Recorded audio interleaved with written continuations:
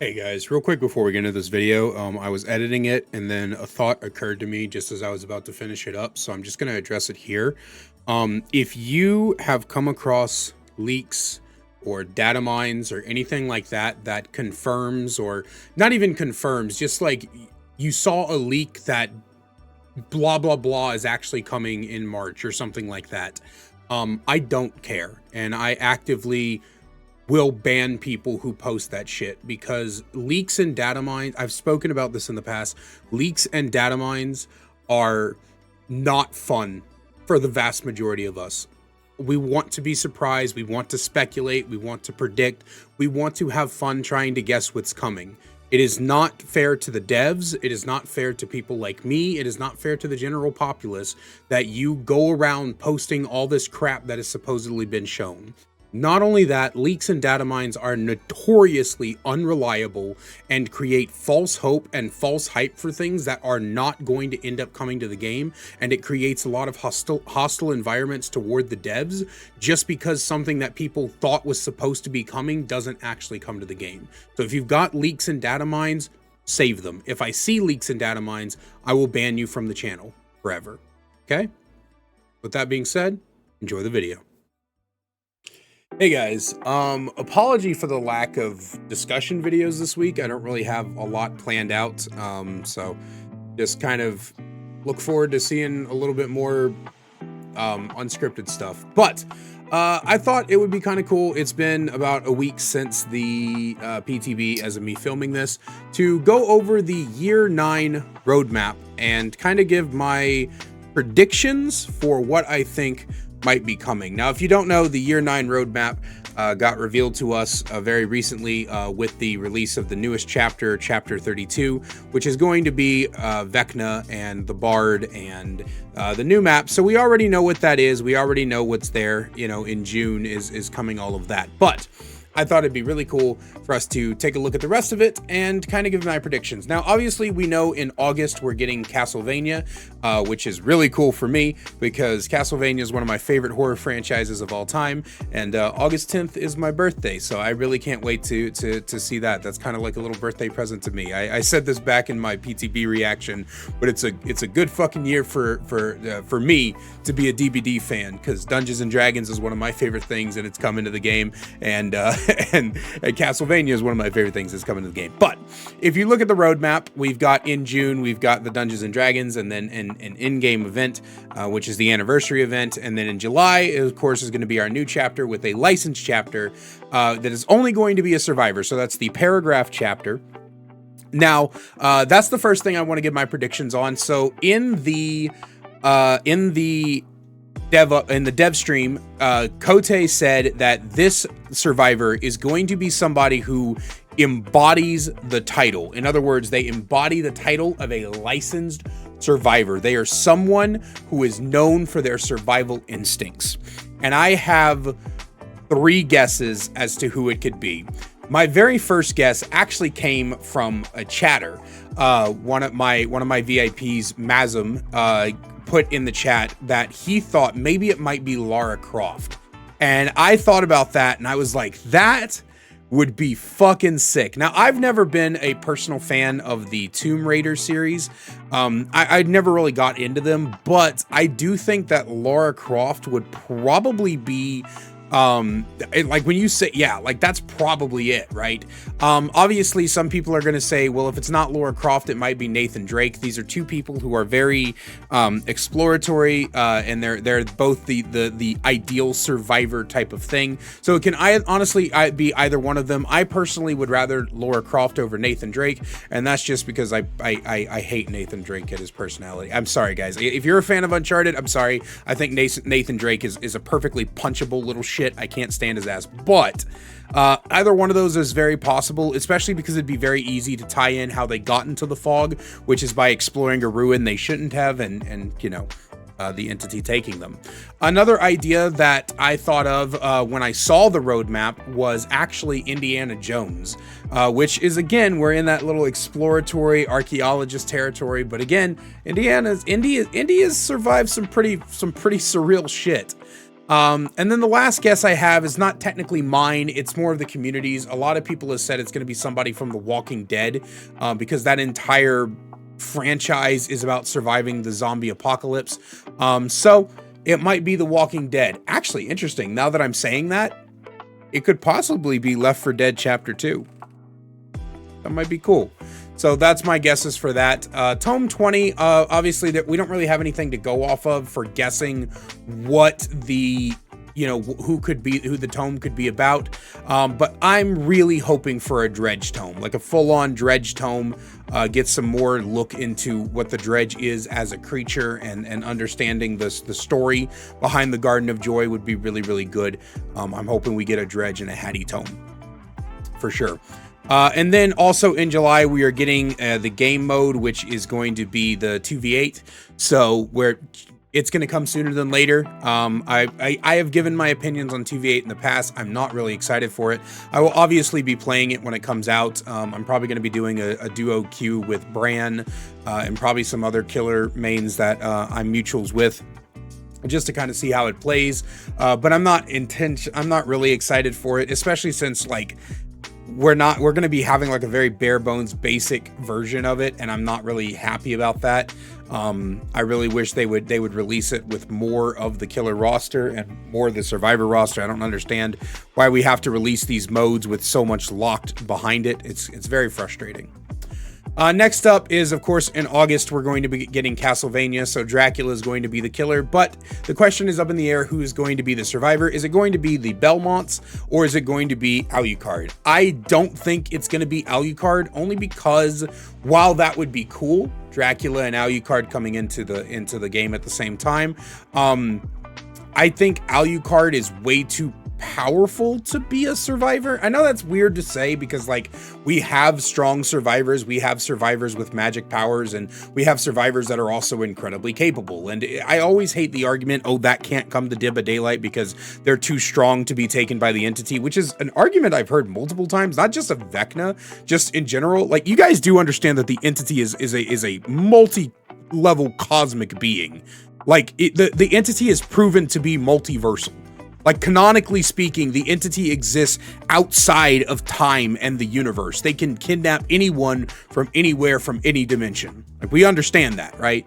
Anyway, so I'm leaning more toward the Belmonts, mostly Simon, because that is just the one that makes the most sense. It would be cool to have Alucard, but Simon Belmont is the protagonist of Castlevania. That he is the one.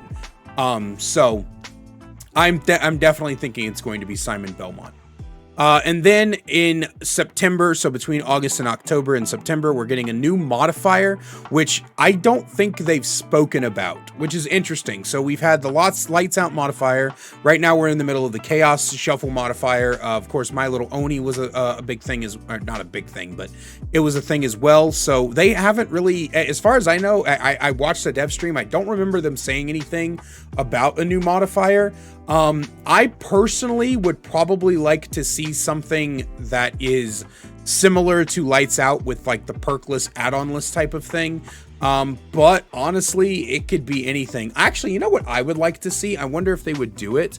If they would add a sort of slow mode to the game, to where maybe there's more generators to repair, or survivors have to go on a side quest to do the generators, and maybe the killer has to do additional hook states as well to kill survivors or something. I would be interested in that. Maybe people want a quick play mode where you only got to fix 3 generators and everybody dies on their first hook or something like that. I don't know.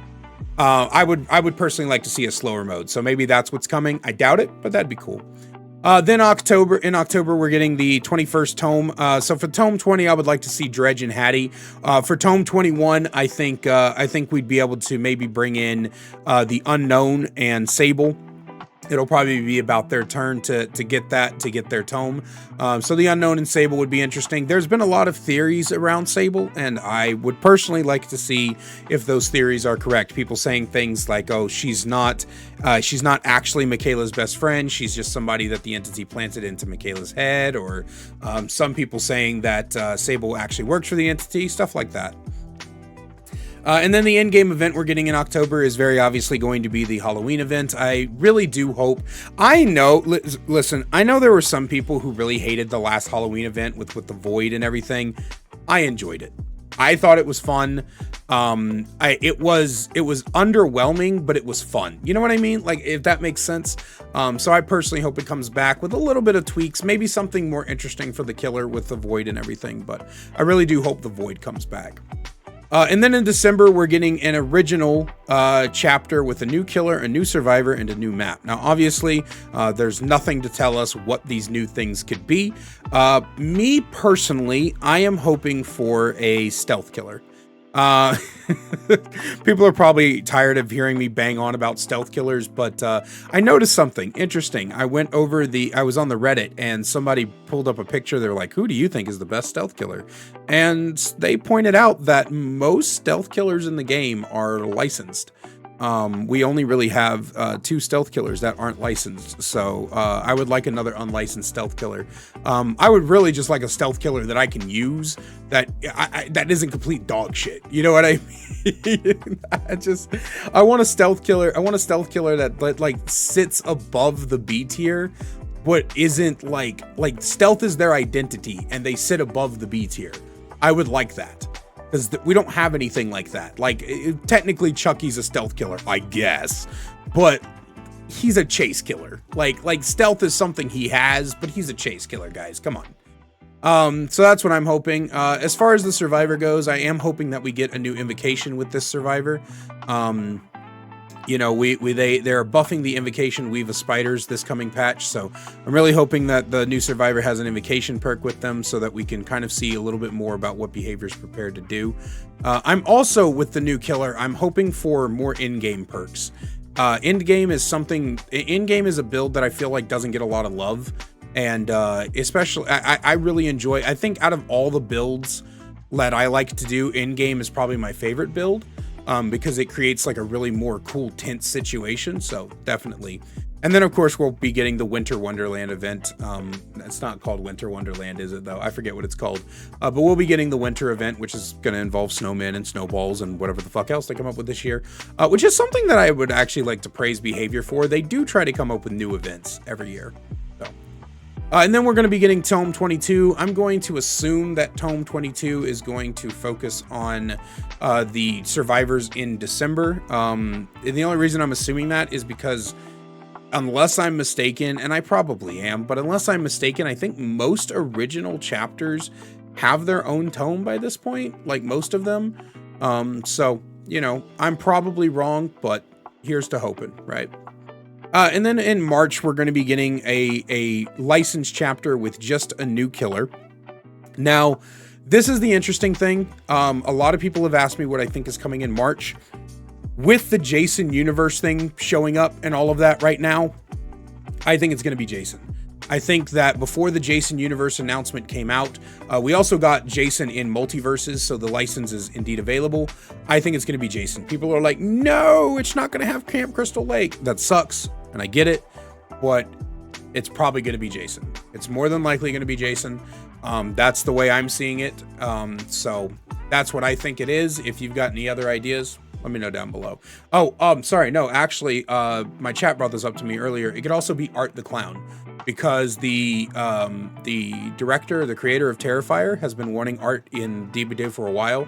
So if it's not Jason, I'm going to say that it's probably Art the Clown. So we'll see which one it is.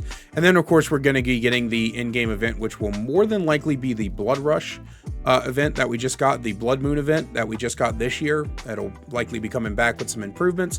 And I hope that they took everybody's criticisms into consideration when it comes to changing the way that the Blood Moon event works.